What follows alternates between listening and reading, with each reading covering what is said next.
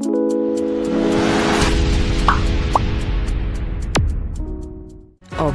adalah seni. Setelah kita selesai membuat YouTube tentang hasil dan pembahasan RCT dan in vivo, dan yang terakhir ini adalah in vitro ya. Jadi kemarin sudah dijelaskan ciri khas in vitro itu apa. Ini salah satunya adalah uji aktivitas antibakteri fraksi aktif daun belimbing bulu terhadap E. coli.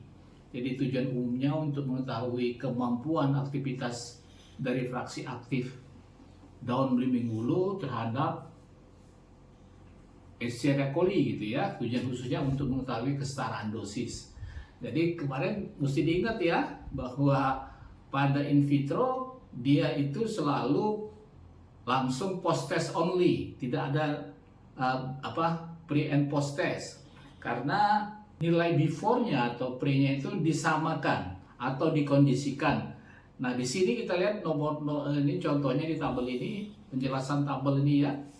N itu semuanya 5. N-nya 5 kali pengulangan ya. 5 kali pengulangan untuk mengetahui diameter hambat N heksan pada belimbing bulu itu. Jadi 5 di sini bukan 5 jumlah sampel seperti tikus, bukan, tapi 5 kali pengulangan. Itu yang membedakan antara in vivo, in vitro ya. Kalau in vivo itu di random, ini tidak bisa di random, jadi pengulangan saja gitu ya. Jadi 5 kali diulangi terus gitu ya. Jadi, dan kebetulan ini si peneliti pengen sampai dosis yang terkecil ya, dari terbesar 10 mikrogram per mililiter sampai 0,15625 miligram per mililiter ya.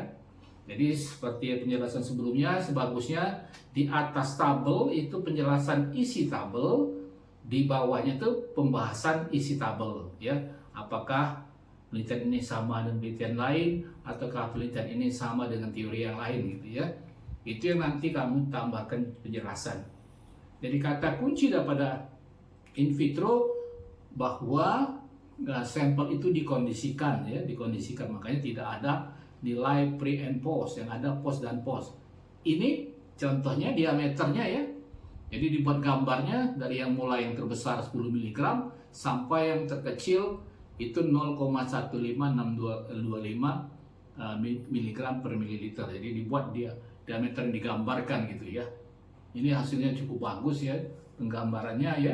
Jadi hasil uji aktivitas antibakteri fraksi etil acetat terhadap E. coli ATCC ya. Jadi ATCC ini kayak obat itu pakai ATC number, tapi kalau bakteri itu pakai ATCC gitu ya. Ini yang dibeli itu dari laboratorium laboratorium klinik yang lain gitu ya, dia dibeli ya. Jadi tolong diingat kalau Anda menggunakan mikroorganisme ditambahkan ATCC-nya itu berapa nomornya ya. Jadi itu untuk menyatakan bahwa bakteri tersebut sudah resisten ataukah masih sensitif. Di sini ATC 25922 itu masih sensitif terhadap ciprofloxacin, karena yang dipakai di sini adalah drug of choice-nya adalah ciprofloxacin gitu ya. Nah, ini hasil analisanya gitu ya. Jadi langsung post dan post. Jadi 10 mg dibandingkan dengan 5 gram berapa gitu ya. Terus gitu ya. Jadi tetap semestinya di atas ini, di atas tabel ini penjelasan masalah isi tabel, di bawahnya adalah tentang diskusinya, hasil pembahasannya gitu ya. Oke? Nah, sayangnya di sini tidak ditambahkan oleh si peneliti berapa P yang digunakan. Maksudnya uji T tidak berpasangan, koma P sama dengan 0,5 atau 0,01 atau 0,1 gitu ya. P ada 3 yang salah ya, 0,1 yang terbesar, 0,05 kemudian 0,1. Oke? Nah, setelah itu yang menjawab tujuan khususnya tadi, kesetaraan tadi, mestinya pakai ini, tabel ini ya. Tabel ini ya, pakai dia nih pakai untuk post hoc testnya. Tapi yang bersangkutan bisa menggunakan yang ini ya, tapi tetap semua dengan 5 kali ya. Jadi yang diuji T ini sebenarnya bivariat, kalau yang terakhir ini adalah multivariat.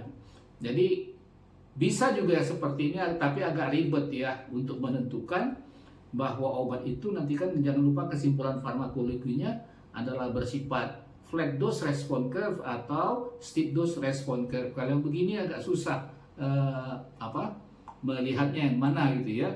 Ini 10 dibanding 5 itu yang efektif ya, yang mana gitu ya.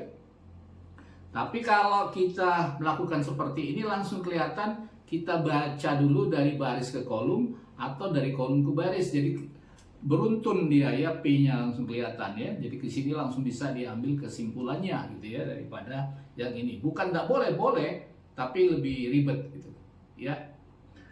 Jadi ini sayangnya di atasnya belum dikasih tahu hasil daripada tabel. Yang kedua adalah diskusi hasil dari tabel ini gitu ya.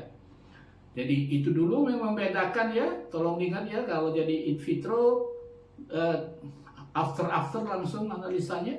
Sama satu lagi kesesuaian atau kesetaraan. Kalau yang in vivo bisa tiga-tiganya gitu. Ya, terima kasih telah menonton ya. Silakan subscribe, follow dan share. Ciao.